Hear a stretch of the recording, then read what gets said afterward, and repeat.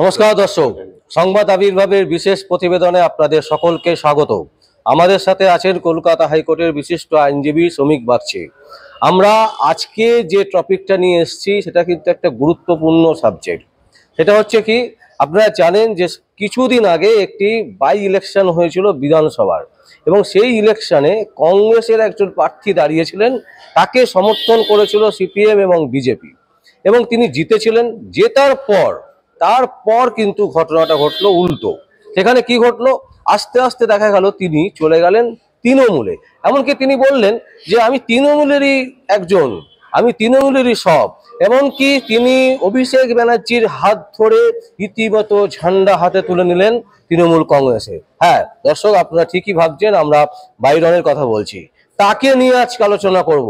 যে শ্রমিকদা, আজকে যেটা বলবো সেটা হচ্ছে যে অতি লোভে তাঁতি নষ্ট না। হ্যাঁ, অবশ্যই। কারণ কারণ আপনি একটা দেখুন, প্রথমত হচ্ছে যে সে কংগ্রেসের ঘরের ছেলে ছিল।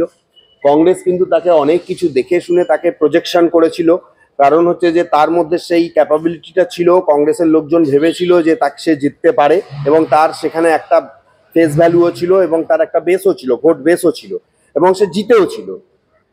প্রথমত তো আমি এইটা মনে করি যে এই জিনিসটা যারা করেন, আপনি হয়তো আপনার পুরনো ইন্টারভিউ আপনি দেখবেন। আমি অন্য ক্যান্ডিডেটের ক্ষেত্রেও বলেছিলাম যে এগুলো কি মানুষের সঙ্গে একটা প্রতারণা নয়? যে তোমাকে একটা দল সাপোর্ট করলো, তুমি সেই দলটা থেকে জিতে এলে, মানুষের প্রত্যাশা নিয়ে ভোট নিয়ে জিতে এলে, এসে তোমার সেই জয়টা নিয়ে তুমি অন্য দলে চলে গেলে। এখন যদি কিছু করা হয়, সেই দল বদলু আইনের মাধ্যমে করা হচ্ছে।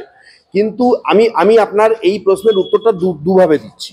এক হচ্ছে যে আইনগতভাবে জায়গাটা খুব উইক। কেন কেন আমি বলছি, এখনো পর্যন্ত আমাদের দেশে সেই আইন নেই যেখানে একজন প্রতিনিধি, যিনি জিতে এলেন, তাকে ওই বিধানসভায় দল বদলু আইন, মানে তিনি জিতে আসার পর অন্য দলে চলে এলেন, ওই দল বদলু আইনে তাকে ওই অ্যাকিউজ করা হলো, বিধানসভা থেকে সাসপেন্ড করার জন্য নোটিশ পাঠানো হলো, স্পিকার ডিসিশন নেবেন, বছরের পর বছর চলে যায়। এই বিধানসভায়, পার্লামেন্টে বহুবার দেখা গেছে কিছু কাজ হয় না। আমার যেটা মনে হয়, এটা আমি আপনাকে অন্য ক্ষেত্রে বলেছিলাম বোধহয়, যতদূর সম্ভব। আমি ওই লোকসভা ভোটের সময় মুকুল রায়ের ক্ষেত্রে আমি হয়তো ইন্টারভিউ দেওয়ার সময়, পুরোনো ইন্টারভিউতে আমি বলেছিলাম যে তিনিও কৃষ্ণনগরে ঠিক সেম জিনিসটাই করেছিলেন। বিজেপির টিকিটে তিনি জিতে এসেছিলেন, এবং তারপরে তিনি দিদির কাছে চলে গেছিলেন। তো আমি মনে করি, যখন তুমি একটা দল চেঞ্জ করছো, তখন তোমার যে জয়, সেই জয়টাকে শূন্য করে দিতে হবে। সেই জায়গায় আবার ভোট হবে, মানুষের সঙ্গে, মানুষের ভোটে তুমি জিতছো, গণতান্ত্রিক দেশ, মানুষের সঙ্গে প্রতারণা করে তুমি দল চেঞ্জ করবে, এটা তো কখনো হতে পারে না। সেই জয়টাকে শূন্য হিসেবে ধরা হবে।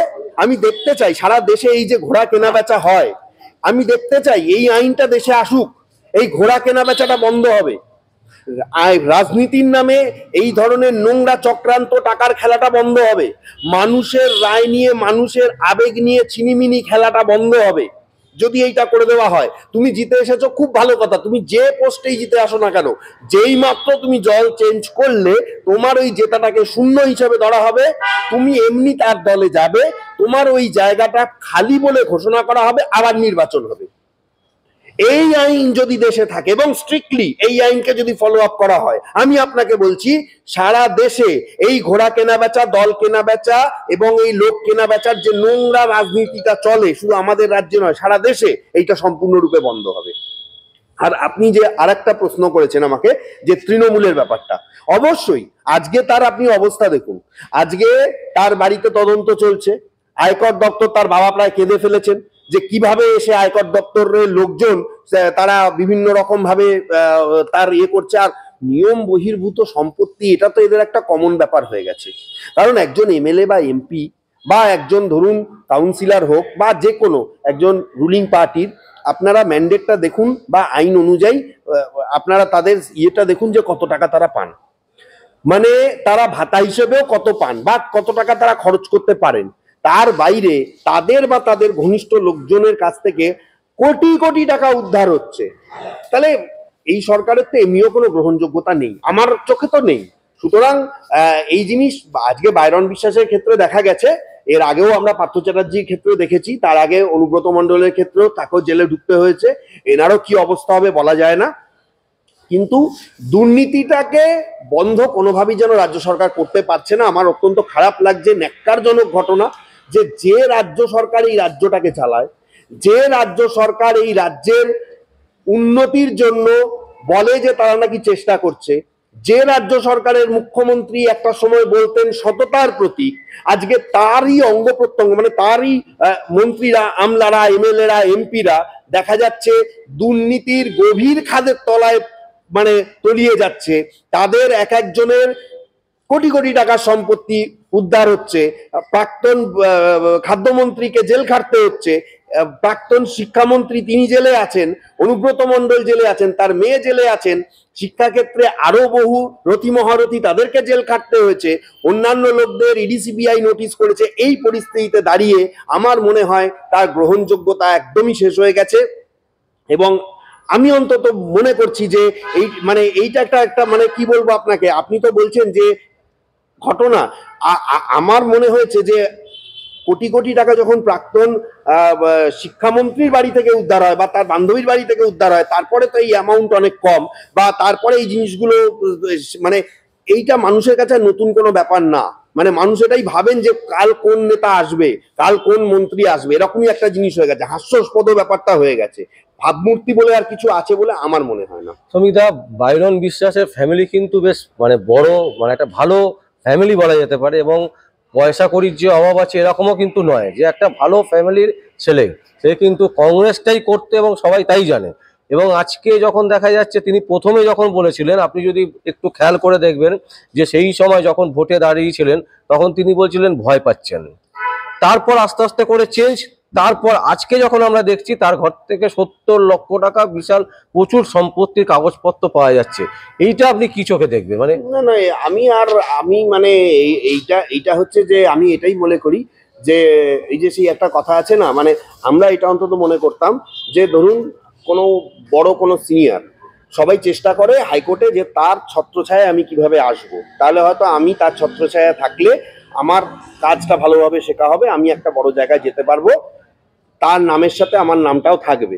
এইখানে মানে সেই ব্যাপারটাই আছে, কিন্তু ঘুরিয়ে আছে, মানে এমন ভাবে আছে, আপনাকে আমি কিভাবে বলবো, মানে তৃণমূলের ছত্রছায়া, তৃণমূলের আঙিনায় এখন যারাই আসছে, যারাই তৃণমূলের র্যাডারে আসছে, তারা তাদের সঙ্গে দুর্নীতি কথাটা ওতপ্রোতভাবে জড়িয়ে যাচ্ছে।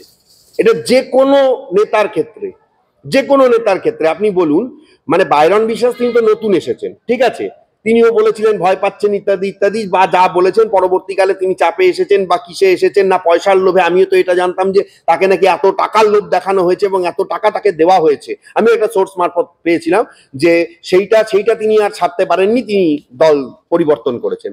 তা আমি এটা মনে করি যে দুর্নীতি মানে দুর্নীতি আর তৃণমূল এটা এখন একদম সম্পৃক্ত। আপনি আপনি একটা বলুন না, সেকেন্ড ইন কমান্ড যাকে প্রজেকশন হিসাবে ভাবা হচ্ছে মুখ্যমন্ত্রীর পর, তিনিই বোধহয়, যদি তৃণমূল থাকে সেই অভিষেক বন্দ্যোপাধ্যায়, তিনিই বোধহয় মুখ্যমন্ত্রী, বোধহয়, মানে অন্তত তার দলের লোকজন, বা 2035-এ সেটা যেই সালেই হোক না কেন, মানে তার দলের লোকজন এটা তাই মনে করছে, যারা কোর কমিটির সদস্য, তাকে ইডি সিবিআই মানে প্রত্যেক সপ্তাহে নোটিশ ধরাচ্ছে, প্রত্যেক সপ্তাহে অন্তত 2বার থেকে 3বার তাকে হাইকোর্টে বা সুপ্রিম কোর্টে আসতে হচ্ছে। পরশুদিনও তাকে সুপ্রিম কোর্ট যেতে হয়েছিল এবং সেখানেও তার হাইকোর্টের অর্ডারের উপর স্টে তিনি পাননি, হাইকোর্টের অর্ডারেও কোনো স্টে নেই। সুতরাং দুর্নীতিটা এতটাই পরিমাণে আছে যে সেই জায়গাটার কন্ট্রোল করার মতন জায়গা আর খুঁজে পাওয়া যাচ্ছে না। কারণ মুখ্যমন্ত্রী ঘরের লোক অভিষেক বন্দ্যোপাধ্যায়, তার ঘরে যদি দুর্নীতি ধরা পড়ে, তাহলে অন্য লোকের ঘরে ধরা পড়ছে, এর মধ্যে মানে আশ্চর্য হওয়ার কিছু আছে বলে আমার অন্তত মনে হয় না। কারণ দুর্নীতিটা তো তারা অনেক আগেই টিকমার্ক দিয়ে ফেলেছে দুর্নীতিতে। সুতরাং মানে আমার যেটা ব্যক্তিগতভাবে মনে হয় যে এই দলটার প্রতি মানুষ এখনো শ্রদ্ধা রেখেছেন না, ভোটে কি হবে আমি জানি না। কারণ পঞ্চায়েত ভোটে হ্যাঁ অবশ্যই বলা যেতে পারে পঞ্চায়েত ভোটে তারা জিতেছেন, কিন্তু সারা পশ্চিমবঙ্গে কিভাবে তারা জিতেছেন সেটা আপনারা দেখেছেন, এবং আমরা মামলা করেছি 50,000 বুথে ডিপোলিংছে, সেই মামলা আজও পেন্ডিং রয়েছে। সুতরাং আমি একটা কথা বলবো যে রাজ্য সরকারের যা ভাবমূর্তি, সেই ভাবমূর্তি দিন দিন তলানিতে গিয়ে ঠেকেছে। এই ভাবমূর্তি না যদি পরিবর্তন করা হয়, উনারা যে 2035-এর স্বপ্ন দেখছেন, 2025 অব্দিও দলটা টিকবে কিনা বা দলের কি হবে সেটা বলাটা খুব কঠিন ব্যাপার বলেই আমার মনে হচ্ছে। আচ্ছা, এই মুহূর্তে তাহলে আপনার মানে আপনাকে একটা জিনিস জিজ্ঞেস করছি, বাইরন বিশ্বাসের যে কেরিয়ারটা তৈরি হচ্ছিল এটা সমাপ্ত হয়ে গেল না? হ্যাঁ, অবশ্যই অবশ্যই সমাপ্ত হয়ে গেল। সমাপ্ত সেদিনই হয়ে গেছে যেদিন তিনি তৃণমূলে জয়েন করেছেন। আজকে আপনি সমাপ্তির কথা বলছেন, সেদিন সমাপ্তির পথে তিনি প্রথম পাটা বাড়িয়ে ফেলেছিলেন। তার কারণ হচ্ছে যে দেখুন, কংগ্রেস একটা সময় এই দেশকে শাসন করেছে, কংগ্রেসের নামে প্রচুর দুর্নীতি রয়েছে, তাও কংগ্রেসকে মানুষ এই রাজ্যের মানুষ হয়তো তেমন ভাবে চান না, কিন্তু তাও কংগ্রেসের একটা সামান্য গ্রহণযোগ্যতা হলেও কিছু কিছু জায়গায় বাইরন বিশ্বাসরা যে সমস্ত জায়গা থেকে কন্টেস্ট করেন, বা মালদা মুর্শিদাবাদ বা আরো কতগুলো জায়গা, ওনার জায়গাটা কতগুলো জায়গায় কংগ্রেসের বেল্ট ছিল এবং তার ফ্যামিলিও একটা কংগ্রেসের বেল্টের থেকেই উঠে এসেছিল। সুতরাং সেই জায়গাটা তিনি যদি রাখতে পারতেন, আমার মনে হয় ভবিষ্যতে এটা কংগ্রেসকে একটা ভালো ইন্ধন দিত, ভালো অক্সিজেন দিত। সেই দিকেই ব্যাপারটা এগোচ্ছিল এবং কংগ্রেসের হয়েই তিনি দাঁড়িয়েছিলেন এবং সেখানে তিনি যথেষ্ট খেটে একদম মানে সেখানেও তো আপনারা জানেন যে কি ঘটনা হয়েছিল। সেখানেও তো অন্য দলের প্রার্থী সেখানেও তো জয়েন করেছিল তৃণমূলে এসে এবং মানে লাস্ট মোমেন্টে করেছিল, অনেক কিছু হয়েছিল। তারপরে বাইরন বিশ্বাস জিতে এসেছিলেন এবং তারপরে তিনি তৃণমূল কংগ্রেসে জয়েন করেছেন। এই তৃণমূল কংগ্রেসে যখনই তিনি জয়েন করেছেন, এই জয়েনিংটা ভয় দেখিয়ে করানো হয়েছে না টাকার লোভে করানো হয়েছে না তিনি ইচ্ছাকৃতভাবে করেছেন, এটা হয়তো কোনোদিনই জানা যাবে না। কিন্তু আমার মতামত যদি আপনি চান, সেদিনই সেখানকার মানুষ তার থেকে মুখ ফিরিয়ে নিয়েছিল যেদিন তারা দেখেছিল যে তাদের ফেয়ারলি ভাবে নির্বাচন করা, তাদের মানে কোনো স্বার্থ ছাড়া নির্বাচন করা যে মানুষটা বাইরন বিশ্বাস উপনির্বাচনে জিতে, সেই মানুষটাই রাতারাতি বদলে গিয়ে অন্য একটা দলের প্রতিনিধি হয়ে গেল। আমার মনে হয় মানুষের চোখে সেদিনই তিনি মানে গ্রহণযোগ্যতা বলুন বা বিশ্বাসযোগ্যতা বলুন, তিনি হারিয়ে ফেলেছেন। ভবিষ্যতে যদি কোনোদিনও কখনো ভোট হয় এবং বাইরন বিশ্বাস যদি ভোটে দাঁড়ান, তিনি কোনো ভোটে যে কোনো দলের হয়ে তিনি জিতবেন কিনা আমার যথেষ্ট সন্দেহ রয়েছে। আমার এটা মতামত। একদমই তাই। আমরা কিন্তু আজকে এই বাইরন বিশ্বাসকে নিয়ে এই কারণেই বললাম, কারণ হচ্ছে যেদিনকে বাইরন বিশ্বাস জিতেছিলেন সেই দিনকে আমরা একটি চিত্র দেখেছিলাম বিভিন্ন সংবাদ মাধ্যমে, সেটা হচ্ছে প্রদেশ কংগ্রেসের সভাপতি অধীর রঞ্জন চৌধুরী, যিনি কংগ্রেসটাকে বলা যেতে পারে পশ্চিমবঙ্গে টিকিয়ে রেখেছেন। তার মুখ থেকে কিন্তু একটা শব্দ বেরিয়ে এসেছিল যে আমরাও জিততে পারি, মমতা ব্যানার্জি আপনি দেখুন আমরাও জিততে পারি। কারণ এতটাই আত্মবিশ্বাস ছিলেন বাইরন বিশ্বাসের প্রতি। সেই বাইরন বিশ্বাস টাকার জন্য নিজেকে বিক্রি করে দিলেন তৃণমূল কংগ্রেসে, আর তারই পরিণাম আজকে আমরা দেখতে পাচ্ছি। আয়কর হানা, এমনকি শুধু তাই নয়, 70 লক্ষ টাকা এবং আরো অনেক সম্পত্তির হদিশ তার ঘর থেকে পাওয়া যাচ্ছে।